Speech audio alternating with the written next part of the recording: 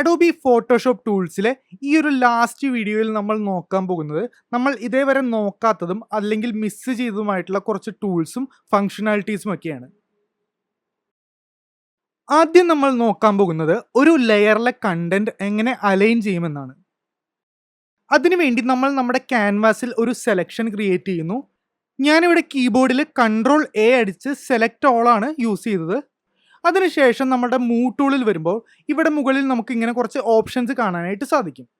ഈ ഒരു ഐക്കണിൽ ക്ലിക്ക് ചെയ്യുമ്പോൾ നമ്മൾ ഏതൊരു ലെയർ ആണോ സെലക്റ്റഡ് ആക്കി വച്ചേക്കുന്നത് അതിൽ സെലക്ഷൻ ഇരിക്കുന്ന പോർഷനിൽ റിലേറ്റീവ് ആയിട്ട് ഈ ലെയറിലെ കണ്ടന്റ് പ്ലേസ് ചെയ്യും. ഉദാഹരണത്തിന് ഇവിടെ ക്ലിക്ക് ചെയ്താൽ സെൻട്രൽ അലൈൻ, ലെഫ്റ്റ് അലൈൻ, ഇപ്പുറത്ത് ക്ലിക്ക് ചെയ്താൽ റൈറ്റ് അലൈൻ, അതേപോലെ ഇവിടെ നിൽക്കുകയാണെന്നുണ്ടെങ്കിൽ vertically center, vertically on top, vertically on bottom. ഇങ്ങനെ നമ്മൾ ക്ലിക്ക് ചെയ്യുന്നതിനനുസരിച്ച് മാറി മാറി ഇത് പൊസിഷൻ ചെയ്യും. ഇതിൽ നമ്മൾ ശ്രദ്ധിക്കേണ്ടിയിരുന്നത് എന്താണെന്ന് വെച്ച് കഴിഞ്ഞാൽ അവിടെ ആ ടെക്സ്റ്റ് അല്ല അലൈൻ ആയത്, പകരം ആ ലെയറിലുള്ള മൊത്തത്തിലുള്ള കണ്ടന്റ് ആണ്. അത് മനസ്സിലാക്കാൻ വേണ്ടി ബ്രഷ് വെച്ച് വരച്ച ഒരു കണ്ടന്റ് നമുക്ക് ഒന്ന് അലൈൻ ചെയ്ത് നോക്കാം. നമ്മൾ വരച്ചതിന് ശേഷം ആ കംപ്ലീറ്റ് ക്യാൻവാസ് സെലക്ട് ചെയ്തു. ഇനി നമ്മൾ ഈ ഐക്കൺസിൽ ഞെക്കുകയാണെങ്കിൽ ആ ലെയറിലുള്ള നമ്മൾ വരച്ച ആ കണ്ടന്റ് സെൻറ്റർ ആവുകയും ലെഫ്റ്റ് ആവുകയും റൈറ്റ് ആവുകയും ടോപ്പ്, ബോട്ടം, മിഡിൽ, അങ്ങനെ നമുക്ക് എക്സ് ആക്സിസിലും വൈ ആക്സിസിലും എങ്ങനെ വേണമെങ്കിലും അത് പൊസിഷൻ ചെയ്യാം. ഇത് ചെയ്യുമ്പോൾ നമ്മൾ സെലക്ട് ചെയ്തേക്കുന്ന ലെയറിൽ മാത്രമുള്ള കണ്ടന്റ് ആയിരിക്കും നമ്മൾ കൊടുത്തേക്കുന്ന സെലക്ഷന് റിലേറ്റീവ് ആയിട്ട് പൊസിഷൻ ചെയ്യുന്നത്. ഇവിടെ നമ്മൾ കംപ്ലീറ്റ് ക്യാൻവാസ് സെലക്ട് ചെയ്തുകൊണ്ടാണ് ആ ഒരു ക്യാൻവാസിന് റിലേറ്റീവ് ആയിട്ട് ഇത് മൂവ് ചെയ്തത്. അതേസമയം ചെറിയൊരു പോർഷനാണ് സെലക്ട് ചെയ്യുന്നതെങ്കിൽ അതിനനുസരിച്ച് മാത്രമേ ഈ ഒരു കണ്ടന്റ് പ്ലേസ് ആവുകയുള്ളൂ. ഇനി നമുക്ക് റിമൈനിങ് ആയിട്ട് 2 ടൂൾസ് ഉണ്ട്. അതിൽ ആദ്യത്തേതാണ് സൂം ടൂള്. നമ്മൾ സൂം നേരത്തെ നോക്കിയിരുന്നു. ഓൾട്ട് നോക്കിയിട്ട് സ്ക്രോൾ ചെയ്താൽ സൂം വരുമെന്ന് പറഞ്ഞിരുന്നു.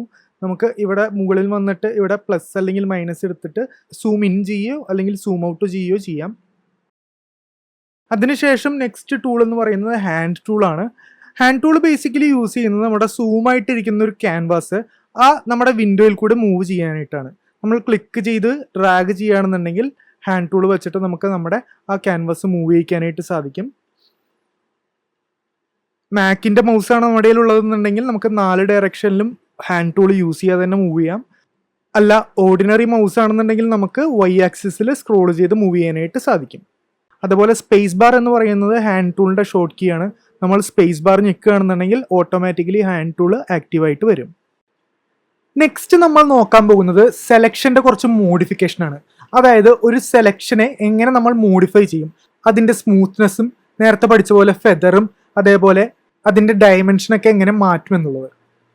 അതിനു മുൻപ് ബക്കറ്റ് ടൂൾ എടുത്തിട്ട് നമുക്കിതൊന്ന് ഫില്ല് ചെയ്യാം. വൈറ്റിൽ നിന്നും കുറച്ച് ഡാർക്ക് കളർ ആകുമ്പോൾ മനസ്സിലാക്കാനുള്ള എളുപ്പത്തിന്. ഇനി നമ്മൾ ബ്രഷ് ടൂൾ എടുത്തിട്ട് ഇവിടെ അതിൻ്റെ ഹാർഡ്നെസ് 100% അല്ലേ കിടക്കണേ എന്ന് നോക്കണം. കളർ ഞാൻ ചേഞ്ച് ചെയ്തിട്ട് ഗ്രീൻ ആക്കിയിട്ടുണ്ട്. ഇതിൻ്റെ നടുക്ക് എന്നിട്ട് നമുക്കൊരു സർക്കിൾ വരയ്ക്കാം. ഇപ്പോൾ ആ ബ്ലൂവിൻ്റെ നടുക്ക് ഒരു ഗ്രീൻ സർക്കിൾ വന്നിട്ടുണ്ട്. നമുക്കിനി ഇത് സെലക്ട് ചെയ്യാം. ഏത് സെലക്ഷൻ ടൂൾ വേണമെങ്കിലും യൂസ് ചെയ്യാം. ഞാനിവിടെ കളർ ആയതുകൊണ്ട് മാജിക് വാണ്ടാണ് യൂസ് ചെയ്യുന്നത്. ഇപ്പോൾ നമ്മുടെ ആ ഒരു സർക്കിൾ ഇവിടെ സെലക്ട് ആയിട്ടുണ്ട്. ഇനി നമ്മളിവിടെ സെലക്ട് എന്ന് പറഞ്ഞ മെനുവിൻ്റെ ഉള്ളിൽ സെലക്ട് ആൻഡ് മാസ്കിൻ്റെ താഴെ മോഡിഫൈ എന്ന് പറയുന്ന മെനുവിൽ വരികയാണെന്നുണ്ടെങ്കിൽ അതിന് കുറേ സബ് മെന്യൂസ് ഉണ്ട്. നമുക്കതിൽ ആദ്യത്തേതായിട്ടുള്ള ബോർഡർ എന്നുള്ളത് നോക്കാം. ഈ ബോർഡർ യൂസ് ചെയ്യുന്നത് നമ്മൾ ഈ സെലക്ട് ചെയ്തേക്കുന്ന സെലക്ഷനില്ലേ അതിന് ഒരു ബോർഡർ കൊടുക്കാൻ വേണ്ടിയിട്ടാണ്. അപ്പോൾ അതിന് വേണ്ടിയിട്ട് ഞാനിവിടെ 5 എന്നുള്ളതൊരു 10 എന്ന് ബോർഡർ കൊടുക്കാം. അപ്പോൾ ഇവിടെ 10 പിക്സൽ വിഡ്ത്തിലുള്ള ഒരു ബോർഡർ ഫോം ചെയ്യും. കണ്ടോ? ഇനി നമ്മളിവിടെ ഡിലീറ്റ് പ്രസ് ചെയ്യുകയാണെന്നുണ്ടെങ്കിൽ ഇതിവിടെ ബാക്ക്ഗ്രൗണ്ട് ലെയർ ആയിട്ട് കിടക്കുന്നതുകൊണ്ട് തന്നെ നമ്മൾ ഏത് കളർ വെച്ചാൽ ഫില്ല് ചെയ്യേണ്ടതെന്ന് കൊടുക്കേണ്ടി വരും. ബാക്ക്ഗ്രൗണ്ട് കളർ കൊടുക്കാം. ഓക്കെ ക്ലിക്ക് ചെയ്യുക. കമാൻഡ് ഡി അല്ലെങ്കിൽ Ctrl+D പ്രസ് ചെയ്ത് ഡീസെലക്ട് ചെയ്യുക. ഇതിന് വേണ്ടിയിട്ടാണ് ബോർഡർ എന്ന് പറയുന്ന ഇത് യൂസ് ചെയ്യുന്നത്. Ctrl+Z. ഇനി നമുക്ക് സെലക്ഷൻ മോഡിഫൈയിലെ നെക്സ്റ്റ് സബ് മെനു എന്താണെന്ന് നോക്കാം. ഇത് സ്മൂത്താണ്. സ്മൂത്ത് കാണിക്കാൻ വേണ്ടിയിട്ട് ഞാനിവിടെ ബ്രഷ് എടുത്ത് വേറെ ഏതെങ്കിലും ഒരു ബ്രഷ് എടുക്കാം. ഈ ഒരു ബ്രഷ് യൂസ് ചെയ്യാം. സൈസ് കൂട്ടുകയാണ്.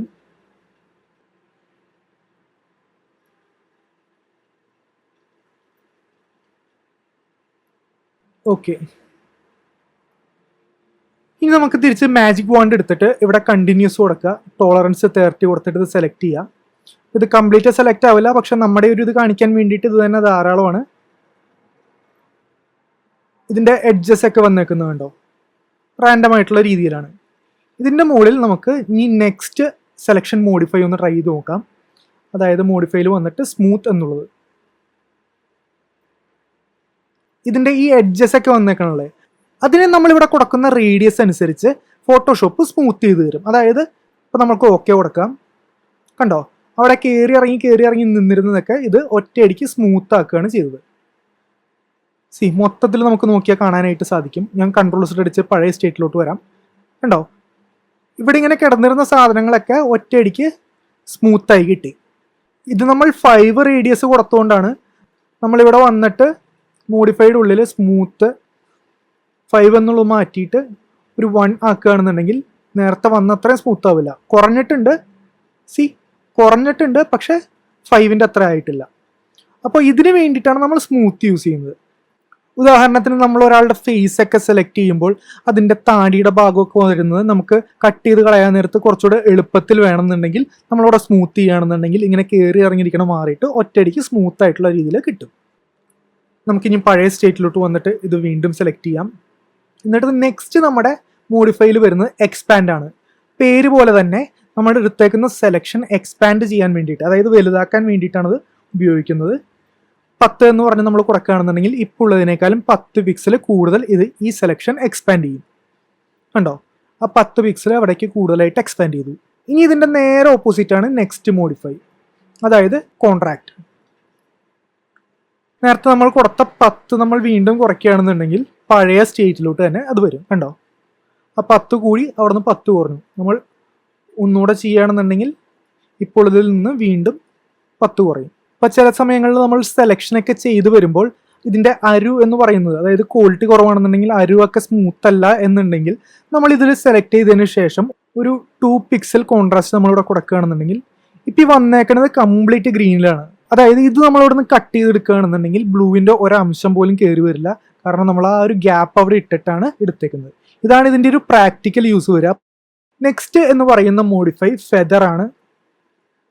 ഫെദർ നമ്മളെല്ലാവരും പഠിച്ചിട്ടുണ്ട്. അതിൻ്റെ ആ ഒരു ട്രാൻസ്പെറൻസിക്ക് റേഡിയസ് കൊണ്ടുവരാൻ വേണ്ടിയിട്ടാണ്. അപ്പോൾ ആ ഫെദർ അവിടെ വന്നിട്ടുണ്ട്. നമ്മളിവിടെ നിന്ന് ഡിലീറ്റ് ക്ലിക്ക് ചെയ്യുകയാണെന്നുണ്ടെങ്കിൽ കണ്ടോ ആ ഫെദർ അവിടെ നിന്ന് വന്നേക്കുന്നത് നമുക്ക് മനസ്സിലാവും. അപ്പോൾ ഈ സെലക്ഷൻ മോഡിഫൈസ് യൂസ് ചെയ്തിട്ട് നമ്മൾ സെലക്ട് ചെയ്തേക്കുന്ന ഒരു ഒബ്ജക്റ്റിനെ നമ്മുടെ ഇഷ്ടത്തിനനുസരിച്ച് മോഡിഫൈ ചെയ്യാനായിട്ട് സാധിക്കും, അല്ലെങ്കിൽ ആ സെലക്ഷനെ മോഡിഫൈ ചെയ്യാനായിട്ട് സാധിക്കും.